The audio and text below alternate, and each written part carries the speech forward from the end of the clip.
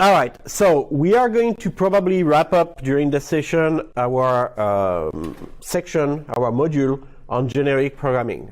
Okay, so the last session we discussed bounded types and some of the issue that could occur with bounded types. One of the things that I tried to do in the lecture, the last lecture, was to show you pretty much how you assess that you understand something. Okay, very generically speaking. And I've been saying that many times in this lecture, every time there is a new technology, it helps tremendously to make sure that you can convince yourself, based on facts, that this new technique or technology can do things that the previous technique cannot. Okay?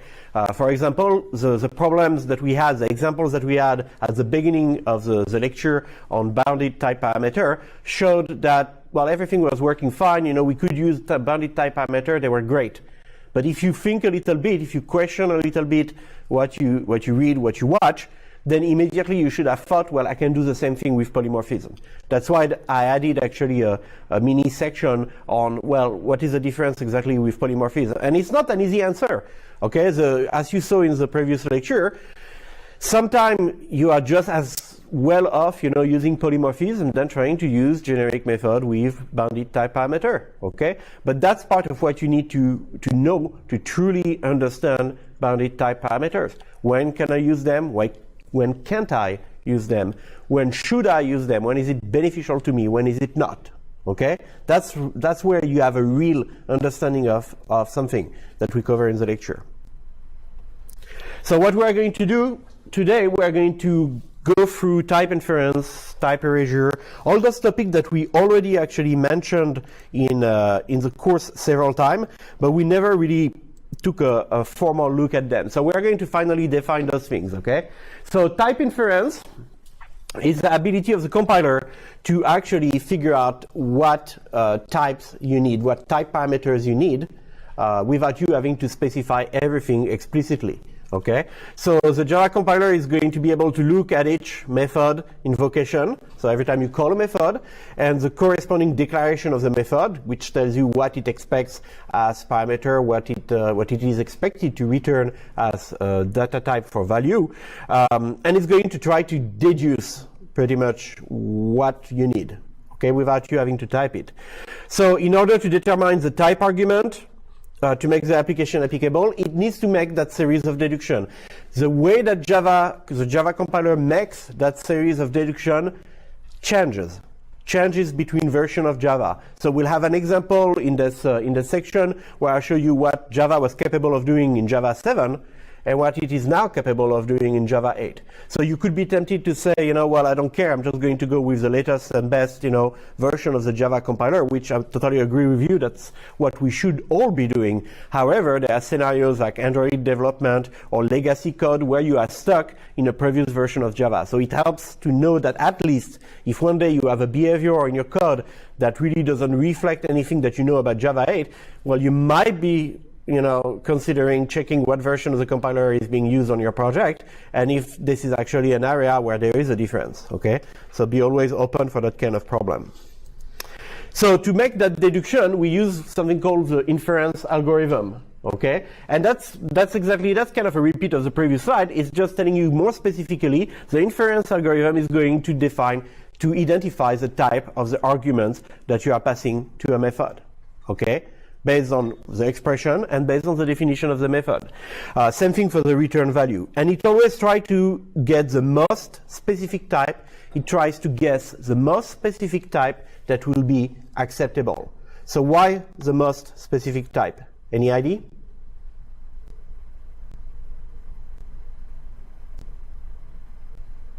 To eliminate errors? Say that again? To eliminate errors like runtime errors. Yeah, so it tries to determine the type to eliminate runtime errors. Correct. But why does it try to find the most specific type, data type, that will be a match given the method call that you are making? That's really the part that's important. I mean, that what you underline is like the underlying motivation, right? We want to be able to detect error at compilation time instead of runtime. But now this algorithm is trying to find the best match. And the way best is defined is I want the most specific type, not the most generic type or general type, okay? the most specific? The answer is, if you are not looking for the most specific type that is going to work in a given scenario, then I have an answer for you, object. And that will work always, anywhere, and everywhere, okay? You're trying to pass an argument of type integer or double sometimes. Well, integers and double are objects. So in this case, I want the compiler to be able to infer, if I am in a situation where I have both integer and double objects, I want the compiler to be able to infer that we need a number here, because number is a superclass of both integer and double, and it's the first superclass. So if I say object, I'm going too far, too generic. I'm going back to actually having very, very loose typing, okay, in my code. So we can do type inference on generic methods invocation. We're going to look at, where we can do.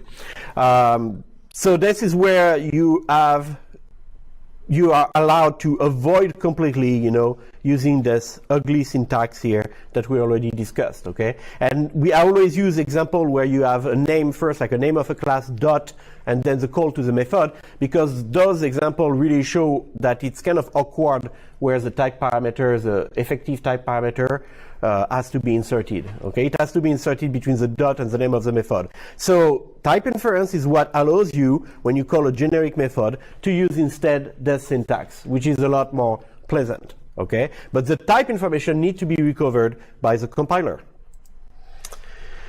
Similarly, so we talked about generic method invocation. What about type inference on constructors invocation? And I'm not saying generic constructor, okay? A constructor of a generic type, that's different. All right, we're going to come back to that at the end of the slideshow if we have time, because then the syntax just gets a little bit more complicated. So we have an example here where we define variable mymap. It's a map of string and list string. So we want to associate a key that is of data type string to a value that is a list of string, okay? And we create an object of class hashmap. So hashmap is a class from the Java collection framework that is implementing the map interface. And we say, I want a new object of class hashmap, string and list of string. Okay, so obviously what the target for type inference is what is in red. We already covered that. Yes, type inference is capable to figure out what is in red, automatically, but you have to put the diamond operator. So you invoke a generic method, you may omit completely the type argument, okay, the effective type parameter. You don't put anything, not even the angular bracket. You invoke a constructor that is a constructor of a generic class, a generic type, then you have to at least put the diamond operator. Basic rule. So next exam, multiple choice question, which of the following syntax is actually acceptable? And I give you like a bunch of code, that's calling generic method, that's calling constructors of generic class, that's calling a generic constructor of a generic class. Think about what that would look like. This is horrible. I have a few slides at the end of the session to show you. Well, that's it. You have to sort out your syntax. Okay? So again, open book exam means the syntax is given to you in the slide. There are probably examples there to help you. Look them up. And you cannot omit the, the diamond operator. If I omit the diamond operator, what am I using? Yeah, you're going back to using object as the most generic, form. Is called raw types, raw data types. Okay, we're going to come back on raw data type during this session also. I have a few more things to tell you about them. Okay, so type inference in a constructor, that's exactly how the Java compiler is going to reason its way through this. Okay, so we have an example where we have a generic type, a generic class, more specifically. The name of the class is my class, so my class of X. Okay, and then we have my class that takes as a parameter T. So this is actually a type parameter for this constructor. Okay, and so it adds to the type parameter X, which is a type parameter for the class. Okay, so then we try to create an object of class my class, and this is how we do it. So normal construction of object. Okay, I pass a string as parameter, so the compiler is going to be able to infer what t is. But let's look at the details step by step. Okay, so I create an instance of my class of integer. So that's the first type parameter that I specify. So my first type argument is integer. It corresponds to the formal type parameter x, which is the type parameter of the class. Okay. The constructor specifies that formal type parameter. This formal type parameter is set actually when I pass the string as parameter. So there are two things going on, okay? There are two type parameters to guess. One for the class, one for the constructor. The one for the class, I got it here, you know, it's explicit. The one for the constructor, I pass an argument that is a string object, a reference to a string object. So Java is going to figure out that t here should be a string.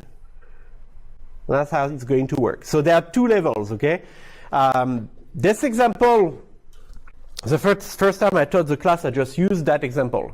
And then I realized that even though this example has two type parameters, most people kept thinking, you know, well, I have a type parameter for the class, and I have a constructor, so the constructor is getting the type parameter, the type argument, sorry, for the class here, angular bracket integer, and that's it. That's all there is happening. So that's why I'm making sure to insist that there are two actually type arguments here. One explicit, one implicit, and there are two type parameters. Again, at the end of the slideshow, if we have time, I'll go over a quick example just to show you what happened when t cannot be guessed by the compiler. You had a question? Can the generic constructor be overridden by giving my class integer? So in case in this constructor I'm passing a string. If I want to pass an integer and create another constructor, so is there a way to? Okay, so if you want to pass an integer to your constructor, you do not have to create another constructor, okay? You would just put here, when I have the red dot, instead of passing a parameter that is a string, you would pass, for example, the number 42. By autoboxing, 42 is going to be transformed into an integer object that holds the value 42. Now your constructor is getting as parameter an integer reference, okay? Therefore, the Java compiler is going to be able to infer, to deduce that t is integer. So you do have here a generic constructor of a generic class. Two levels, okay? So in case I want to override, so I can just override with the number of parameters that I pass to the constructor. Okay, I wouldn't use the term override here because we don't have any inheritance. So you're not overriding anything. Sorry, I want to have multiple constructors. Okay. One with single parameter. So that's possible with generic constructor. You can have multiple constructors that each feature a single parameter. But if you have a generic constructor, that's not going to work very well. Okay, meaning that, well, we would have to test that actually because it's a very weird scenario. But my best guess actually would be that if you have a myClass constructor that takes explicitly an integer, then if you pass an argument of type integer when you create your object, that constructor will be called. Okay, and the constructor, the generic constructor that takes a type t as parameter would be called if you do not have an exact match with the other constructor that you provided. Okay, that's the only thing I can think it would make sense. Okay, so priority to the more specific matches, and then we use a generic constructor as kind of a default, you know, catch-all type of approach. Okay, that's a good example there. All right, so we need to introduce another concept here to just clarify a little bit more how this type inference is working, okay? The concept of target typing and target type. So in order for the Java compiler to be able to figure out, you know, what is the missing type information that you didn't provide as a programmer explicitly, in order for the Java compiler to be able to determine that, it needs to have an idea of what is the target type. The target type is simply the data type that is expected in a given expression. Okay? So that means that it depends on where the expression appears. For example, is it an argument for a method? Is it an effective parameter? Is it an expression that you assign to a reference variable? Okay, if you assign something to a reference variable, what you would expect is the data type of that something needs to match the data type of the reference variable. Okay, so we're not talking about primitive data types at all here. We're talking about just reference data types. Okay, and we are trying to figure out what is the target, what is the expected data type given a specific expression. So it's totally contextual. And we are going to see that this is what led, the definition of that context, how wide the context is what led to some difference between different versions of the Java compiler. Let's take an example. Empty list. So it's a static method. It is type parameterized by t. So this is a type parameter here, first thing, between angular brackets. It returns a list of t. So whatever t is, integer, for example, you are going to return a list of integer. The role of empty list is to return an empty list that is of the proper data type. Okay, that's kind of what we are playing at here. So here's the first approach to do that. We use something called a type witness. So the type witness, also explicit type parameter, this is simply the notation where we say, okay, I want you to call empty list. It's a generic method. And the type parameter of empty list is string. So what is in red is me being overly specific, not trusting Java to make any guess. Okay, I tell it exactly what t is, end of story. In this example, it works fine because I assign the return value of the method empty list, which is going to be of type list of string, to the variable list1, which data type is also list of string. So we have perfect match, no problem. In the second version, I rely on type inference. So in this case, the target type for the Java compiler is list of string. Why? Because of this, because of the context, okay? I'm going to return a value, okay? I'm going to return a value from empty list. I know that I'm going to assign it to list1. I know the data type of list1. Okay, the return value of empty list, its data type is list of t. It's a generic data type. But list1, it's a concrete parameterized data type. It's list of string. So I take that as my target type. And once I identify that as my target type, it's easy. Okay, I want a list of string. You give me a list of t. I'm doing pattern matching, right? I'm filling the blank. T is a string. And I'm done. Okay? All right. Another example. Somebody just had an exam. Another example, process string list. So it's a method, takes as parameter a parameter string list of type list of string. So again, that's a concrete parameterized type. I specified exactly what I want. And then I call this method using my friend, the collection.emptyList, okay? And this one says that it return a list of t. So based on what I told you, okay, if we didn't go any further, you would say, well, that's the same thing, okay? You want a list of string, I return a list of t, connect the dot, okay, t is string, okay? And you would be right to think that way. However, this is not how it used to work. If we go back to Java Standard Edition 7, this is what happened. The compiler started by looking at the generic type, list of t. And the first deduction of the compiler was, I have a generic type, I need to figure out what t is, which is okay? But because we started this way, then the compiler had to make an assumption of t. The only assumption that is reasonable for a type that you don't know anything about is to say it's object. It's type t is going to be the class object. So I start with the most generic, the most general assumption. And then hopefully I'm going to be able to narrow it down, okay? Well, not really, because once you have assumed that actually your empty list method is going to return a value of type list of object, then you look at what you have and you have a list of string that is expected here in the call as parameter of my new method. Doesn't match. List of object, list of string, there is no inheritance, remember? That's the problem with generics, is that a list of employee and a list of manager have no relation between one another.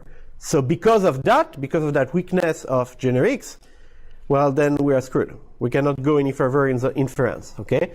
That's Java 7. Now, how was that fixed? Well, before I go to the next slide, there is a solution. The solution, obviously, is, well, tells the solution to the Java compiler. It's not capable to figure it out. You get weird warning, okay? If you get weird warning in code where you are relying on the type inference, it's always a good first reflex to say, let me bypass type inference, tell it exactly what I want, let's see if that works. If it works, then it's a type inference algorithm problem, okay? You need to figure it out still, but it's not your code. If this doesn't work, then it's your code. So if we switch to Java Standard Edition 8, so we have the same example, right? We are calling process string list. We are actually passing the result of collection.emptyList, which is a generic data type. But this time, the compiler is going to be able to do the inference. And it's going to be able to do the inference because of this bullet item in the middle of the slide. We expanded the notion of target type to include method arguments. So let's rewind a little bit, okay? The first example I gave you, I was assigning something to a reference variable. Java was able to make the inference because it started by saying, what do you want to assign to? You want to assign to this variable? Okay, what is the data type of this variable? And from there, we worked it out. The reason for which it didn't work in the previous slide is because instead of assigning the result of empty list to a variable, I was using that result as an argument. And really, for us, it doesn't make a difference. For the Java type inference algorithm, it did, because it was not capable in version 7 to extrapolate what was actually the target type for an argument passed to a method. Now Java 8 is able to do that, so we are back in our good old groove, okay? We know what we expect as data type for the argument. We expect a list of a list of string, okay? So now we look at what we get a list of t out of empty list. And now we can match t and string. So it's really a matter of whether you start by what you expect, okay, in the expression, in the context of the expression where you return a generic type, or if you start by reasoning about the generic type. If you start reasoning about the generic type, it's always going to end up, not always, maybe, I don't know, there might be some example where it works fine, but you take a chance it's going to end up badly, okay? So that's the logic that is followed. Process string list requires an argument of type list of string. It's exactly the same thing we did with the assignment, okay?